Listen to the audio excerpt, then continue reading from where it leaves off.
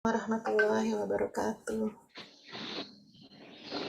Alhamdulillahil qail wa ila rabbika farghab asyhadu an la ilaha illallah wahdahu la syarikalah wa asyhadu anna muhammadan abduhu wa rasuluhu alladzi la nabiyya ba'dah amma ba'du. Allahumma shalli wa sallim ala nabiyyina Muhammad sallallahu alaihi wasallam wa ala alihi wa sahbihi ajma'in. Hadirin hadirat sahabat-sahabat yang dimuliakan Allah Subhanahu wa taala di mana saja berada. Ba'da tahmid selalunya kita mengucapkan kalimat thayyibah alhamdulillah sebagai rasa syukur kita kepada Allah yang Maha Ghafur. Mudah-mudahan kita semua dijadikan abdan syakura yang kelak mendapatkan pahala dari Allah Subhanahu wa taala. Amin ya rabbal alamin. Salawat serta salam kita limpah curahkan ke junjungan alam Kangjeng Nabi Muhammad Sallallahu Alaihi Wasallam yang telah mengajarkan, menyebarkan syariatnya sampai kepada kita yang terus taat dan patuh terhadap ajarannya. Mudah-mudahan kita mendapatkan syafaat dan rahmat di hadapan Allah Subhanahu Wa Taala. Amin. Ya Rabbal Alamin.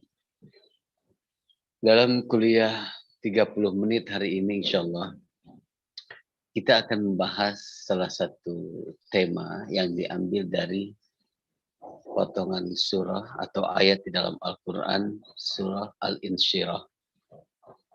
Al-Insyirah, di dalam surah Al-Insyirah itu ada ayat yang terakhir,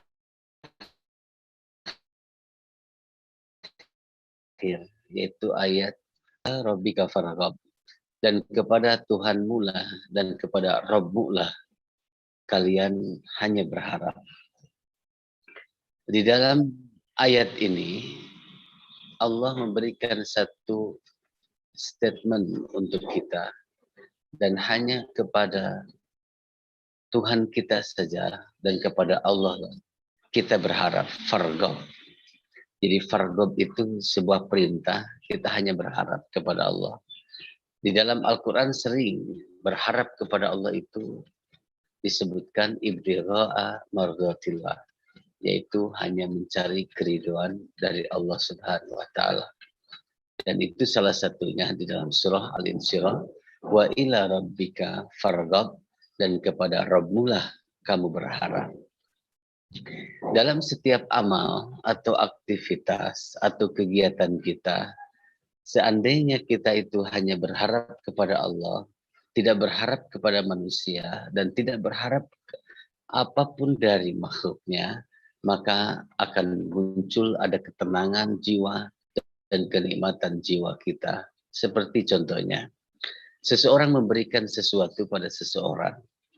Kalau di dalam kehidupan bertetangga, kadang-kadang kita mengirim sesuatu pada tetangga kita. Contoh mengirim makanan ke tetangga kita. Ini contoh kecilnya saja. Di saat kita mengirimkan sesuatu pada tetangga kita berharapnya dari Allah Subhanahu wa taala pahala itu. Setelah itu kita kembali setelah memberikan itu. Ada orang yang berharap ingin dibalas dari tetangga tersebut. Di saat kita mengirimkan sesuatu, dia berpikir dia akan memberikan apa kepada saya. Di saat tidak memberikan sesuatu lagi, dia akan berkata, kok dia tidak memberikan sesuatu kepada saya? Kok dia tidak membalas kepada saya?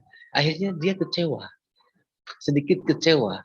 Dia sudah berbuat baik, tetapi tidak dibalas baik oleh tetangganya. Dia kecewa. Dan itulah yang tidak diinginkan Al-Quran. Wa ila rabbika farghab. Kekecewaan itu ada dalam diri kita di saat orang itu tidak memberikan balas kebaikan kepada kita. Padahal kita itu sudah berbuat baik. Nah itulah wa ila rabbika farghab. Tapi di saat kita berbuat baik karena Allah, apapun itu bentuknya, kita tidak akan menemukan kekecewaan dari manusia. Kadang-kadang kebaikan kita itu tidak semuanya dibalas kebaikan oleh manusia. Hanya dari Allah Subhanahu wa taala. Kadang-kadang semua kita itu kebaikan kita kepada manusia tidak direspon juga baik oleh manusia. Banyak yang demikian. Andaikan kita berharap kepada manusia, maka kita akan menemukan banyak kekecewaan. Di saat kita senyum kepada tetangga, saat kita tersenyum, memberikan senyum kepada saudara, kita memberikan senyum kepada kawan, sahabat. Ternyata sahabat kita tidak memberikan senyum kepada kita, tidak membalas senyum kepada kita. Maka kita akan kecewa. Kok dia tidak membalas senyum, padahal kita sudah senyum. Gitu. Padahal ketika kita senyum itu kalau karena Allah, karena hanya Allah yang kita harapkan, kita sudah berbuat baik dan kita sudah ada kebaikan dan kita sudah dapat pahala. Adapun mereka tidak membalasnya, itu urusan mereka. Itulah wa ila rabbika farghab. Dulu Ahmad bin Hanbal, Imam Ahmad bin Hanbal, di saat oleh tetangganya dipanggil, ya Imam, kemari katanya. Pada saat itu dia datang. Setelah datang, diusir lagi, disuruh balik lagi oleh tetangganya. Oke, kamu balik saja. Ya Imam, kata ya Ahmad bin Hanbal. Balik lagi. Setelah itu, disuruh lagi datang. Ya Imam, datang kemari. Saya itu datang lagi kemari. Pas sudah datang, sudah duduk, disuruh lagi pulang. Pulang kamu, Ahmad bin Hanbal. Pulang saja, karena disuruh pulang oleh pribumi. Setelah itu, dipanggil lagi. Sini ya Imam, katanya. Datang. Setelah itu, disuruh pergi lagi. Pada saat itu Ahmad bin Hanbal, seorang imam besar, dia malah senyum dan ketawa.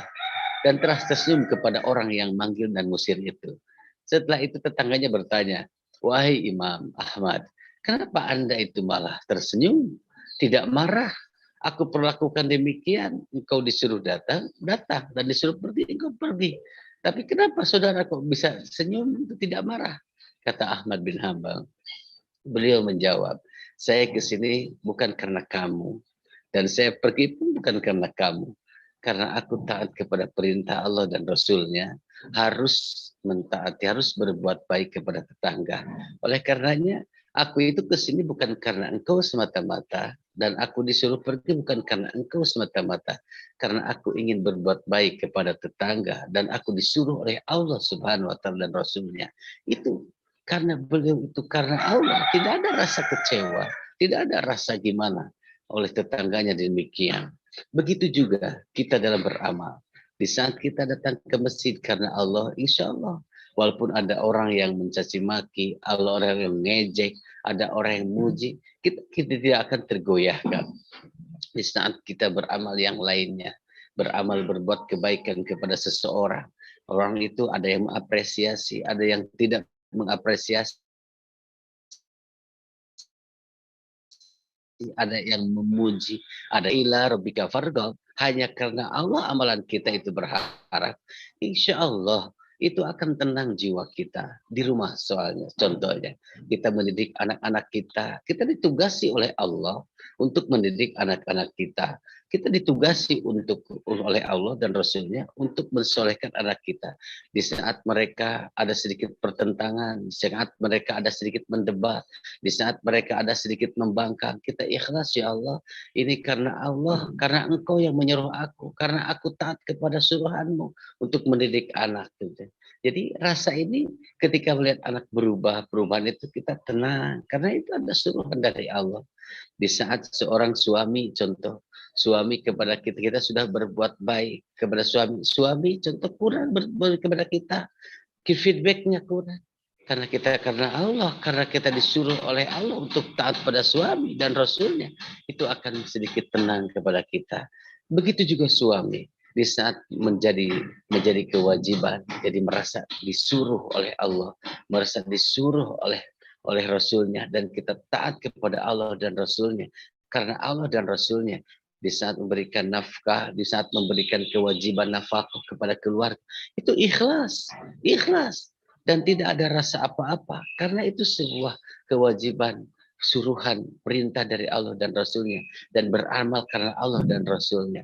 Itu wa ila rabbika farghab. Maka dalam Al-Quran, pada hakikatnya ketika kita beramal itu harus diberikan satu motivasi. Di dalam Al-Quran itu, waman amila sholihan falinafsihi, waman asa'a fa'alaiha. Barang siapa yang berbuat amal soleh, berbuat kebaikan, maka pada hakikatnya kebaikan itu untuk dirinya, baik di dunia atau akhirat. Wa man asaa falaiha, dan barang siapa orang yang berbuat buruk, maka keburukan itu akan kembali juga kepada dirinya pada hakikatnya, baik di dunia atau di akhirat.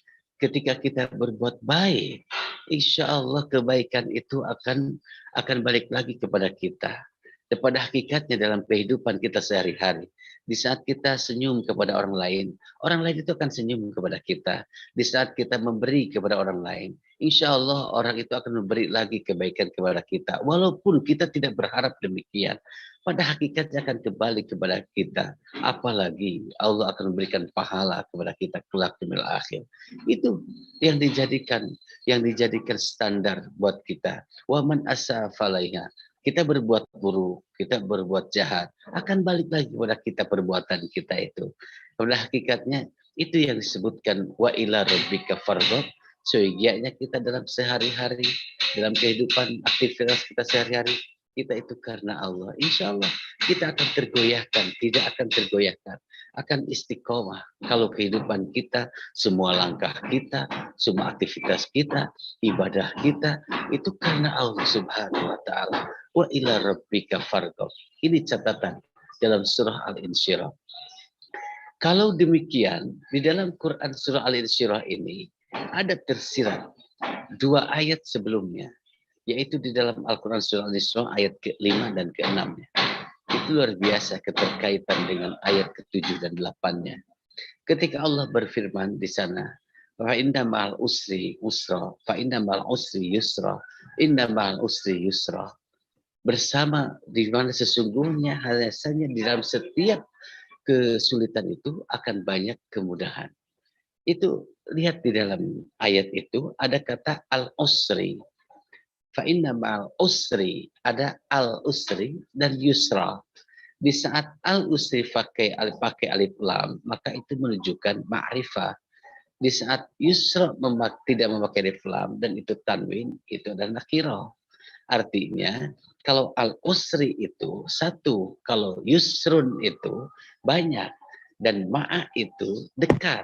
Jadi fa inna ma'al usri yusra, maka sesungguhnya bersama kesulitan itu akan datang banyak kemudahan.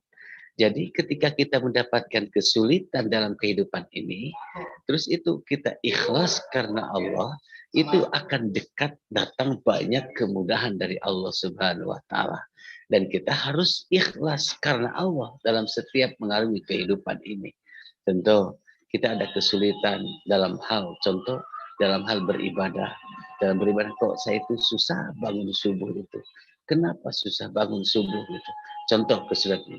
Kita itu coba lagi, merefresh lagi, meluruskan niat lagi. Karena Allah, kita kembalikan lagi kepada Allah. Insya Allah itu Allah akan berikan kemudahan untuk beribadah. Atau dalam kehidupan, kita ada kesulitan mendidik anak, mendidik anak susah sekali. Ya Allah, ini kenapa anak itu tidak bisa nurut-nurut, tidak bisa taat-taat, tidak bisa soleh-soleh. Kita memohon kepada Allah, meluruskan lagi niat karena Allah. Kita mendidik anak itu karena Allah. Bahwa ini kewajiban kita. Kita karena Allah untuk mensolehkan dia. Kesulitan itu Allah akan berikan banyak kemudahan kepada kita. Ada juga orang diberikan kesulitan dari sisi jasadnya, badannya. Ini kok badan saya sakit terus, gak pernah sehat-sehat, sakit terus. Kita coba luruskan lagi niat kepada Allah. Ya Allah memohon, ya Allah, Allahumma inna nas'aluka salamatan fid din wa afiatan fil jasad wa ziyadatan fil ilm. Kita memohon kepada Allah supaya disehatkan kembali. Insya Allah Allah akan memberikan banyak kemudahan. Atau kita Allah berikan lagi ujian kepada kita dalam urusan-urusan duniawi, dalam urusan ekonomi, urusan apa. Ketika kita ada kesulitan, luruskan lagi niat. Niatkan wa ila rabbika farghab, hanya kepadamu kami berharap ya Allah. Ya Allah, kami berharap ada kemudahan, ada keberesan dalam urusan dunia kami. Allah akan berikan itu semua. Yusran. Makanya tadi syaratnya wa ila rabbika farghab. Kamu hanya kepada Rabbmu kamu berharap. Banyak orang yang berharap kepada yang lain, banyak. Dalam usaha contoh, bekerja atau usaha atau bisnis ada kesulitan. Ini kok saya ini kesulitan banget ya, ini tidak lancar-lancar. Dagang di toko tidak lancar, dagang contoh berniaga sebagai mendirikan restoran tidak lancar, terus ini tidak lancar. Dia datang ke dukun, dia datang ke sesuatu yang banyak kemusyrikan, memohon bantuan dengan memohon bantuan makhluk-makhluk yang lain. Contoh memohon bantuan tukang sihir untuk diberikan kelancaran. Buat apa itu? Itu sebuah kemusyrikan yang menyesatkan kita dan kemusyrikan. Wa ila rabbika farghab. Dalam usaha contoh ada kesulitan, kita benahi lagi hati kita. Untuk apa kita itu berniaga, berdagang, benahi lagi hati kita. Setelah itu kita coba dekati Allah dengan cara-cara Allah. Sholatnya bagaimana yang 5 waktunya, subuhnya apakah berjamaah di masjid, duhanya bagaimana, tahajudnya bagaimana, sedekahnya, infaknya bagaimana, zakatnya bagaimana. Setelah itu apa? Tawakal. Tawakal kepada Allah. Kita berharap kepada Allah, setelah kita berusaha, terus berdoa, setelah itu tawakal. Menyerahkan diri kepada Allah. Pasrah kepada Allah. Ya Allah, la haula wa la quwata illa billah. Tidak ada daya dan upaya bagi kami, ya Allah. Semuanya itu hanya untukmu, ya Allah. Itu wa ila rabbika farghab. Tidak ada satu daun yang jatuh pun kecuali takdir dari Allah Subhanahu wa taala. Kita itu hidup itu sudah diatur oleh Allah. Kenapa kita harus takut dengan kehidupan ini? Kebanyakan orang itu takut melalui kehidupan ini. Sehingga banyak orang yang terpeleset dengan kemusyrikan. Dengan hal-hal yang dilarang oleh agama. Hal-hal yang dilarang oleh Allah Subhanahu wa taala. Kenapa? Karena dia tidak sanggup. Wa ila rabbika farghab. Karena itu kita harus meyakinkan diri lagi kepada Allah. Hanya kepada Rabbmu lah kita berharap. Berharap dalam semua hal. Dalam semua hal. Dalam semua hal pokoknya kita berharap kepada Allah. Kita memohon kepada Allah. Di saat kita ada kesulitan, kita kepada Allah memohon. Ya Allah, ini bagaimana ya Allah? Semoga Engkau bisa menyelesaikan ya Allah. Berikan jalan keluar ya Allah. Kata Allah, coba. Wa may yaj'al wa may yattaqillah yaj'al lahu makhraja. Barang siapa yang bertakwa kepada Allah, maka Allah akan berikan jalan keluarnya. Nah itu syaratnya kita dekati dulu Allah dan Allah akan berikan jalan keluar kepada kita.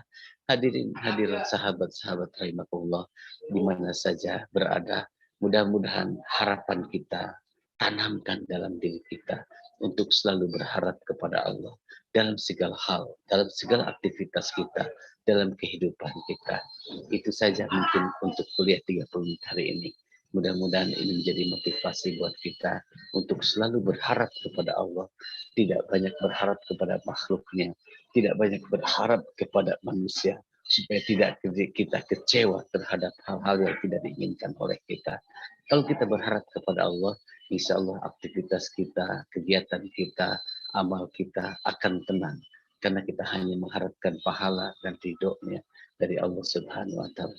Itu yang mungkin hari ini bisa disampaikan untuk kuliah 30 menit hari ini. Dan untuk tanya jawab, insya Allah Ibu Nuri akan mengaturnya dan Ibu Nuri akan istilahnya kalau ada pertanyaan seputar